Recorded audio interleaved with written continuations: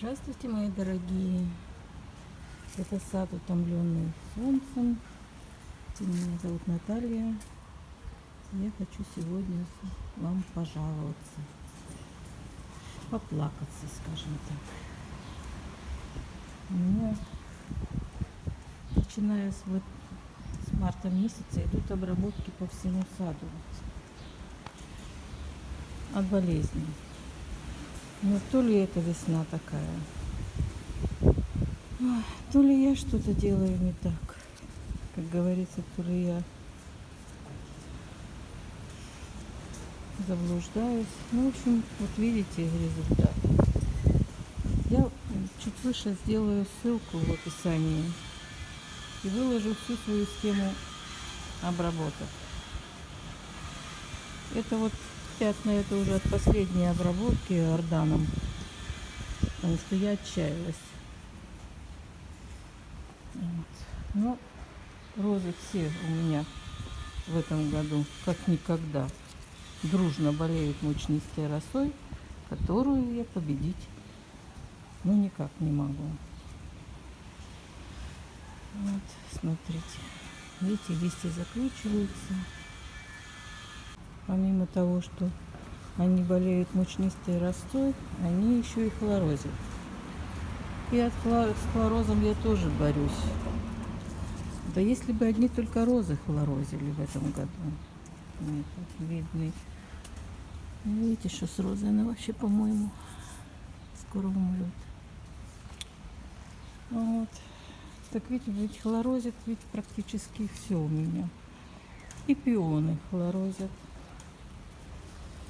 И клематисы хлорозят. Вот смотрите, айсфогель какой. Больно смотреть просто невозможно. Вот. Тут вот более-менее. Может быть, это проблема то, что у меня там под навесом. Я бы еще могла такое предположить. Но вот тут вот навеса нет. Немножко ситуация получше. Но тем не менее, все розы, все болеют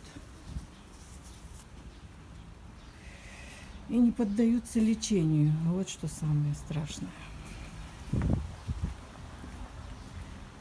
Вот как-то так вот мы сейчас выглядим. У нас опять плохая погода. Это мой чиппендейл, он вот-вот должен расцвести. Пока весь стоит вот на таких, на полу раскрывшихся бутонах. У него есть, конечно, листики, которые тоже пострадали от мучнистой росы, но не так, как у тех роз. Здесь ситуация получше, но тем не менее.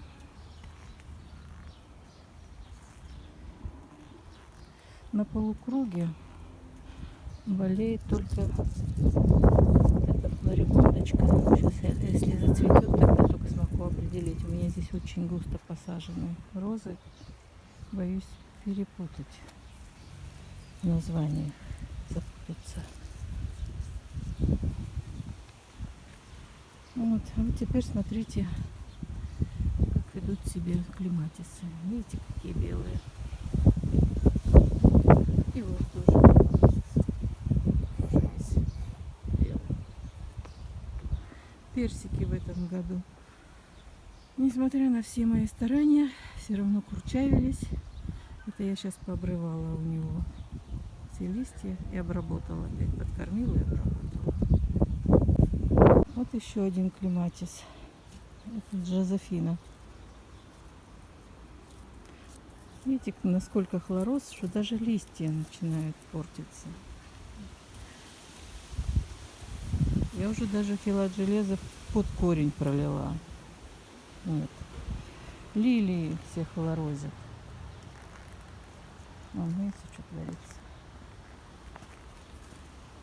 Он тоже весь желтый. Сейчас буду плакать. Ну, вот этот вот клематис уже отцвел. Такой красивый все-таки. Надо посмотреть, как называется, напишу потом. И вот моя беда тоже. Вот климат, вот этот пион уже зацвел. Но листва у него вот, и тоже, видите, где там попал хилат железа или еще, она зеленая, а вот остальное все вот такое вот желтое. Я не знаю, что делать и как бороться с этим. Даже лилейники и то сами на себя не похожи.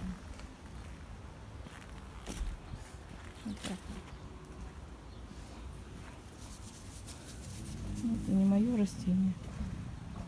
И вон там вот тоже розочка. Это сангрия. Маленько исправилась, но тем не менее. Давайте, помогайте. Надо спасать растения. Что делать и как делать? Посоветуйте, пожалуйста. Барок. Вот барок более-менее, кстати. Вот он красивый, всегда листва у него замечательная. Вот.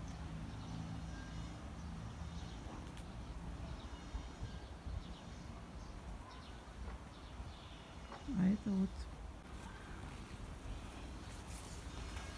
еще раз вернулась к своему пиону.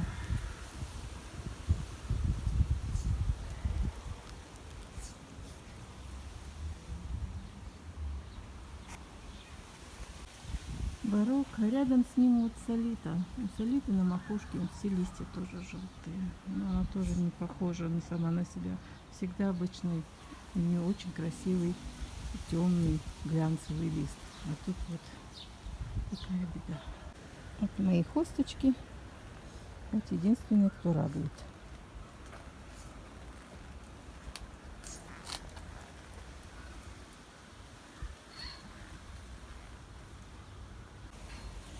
Даже малина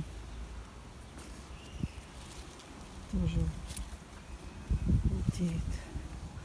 Мало того, вон, видите, что делается с грушей. У нее листва вся мелкая стала. Хоть, несмотря на то, что цвела она, по-моему, она пропадает. Ой, печаль печальная. У нас очень холодно. Весь май очень холодный. Вот только зацвела недавно. Спою. И сегодня тоже холодно. Небо какое. Все в тучах. Скорее всего, будет дождь.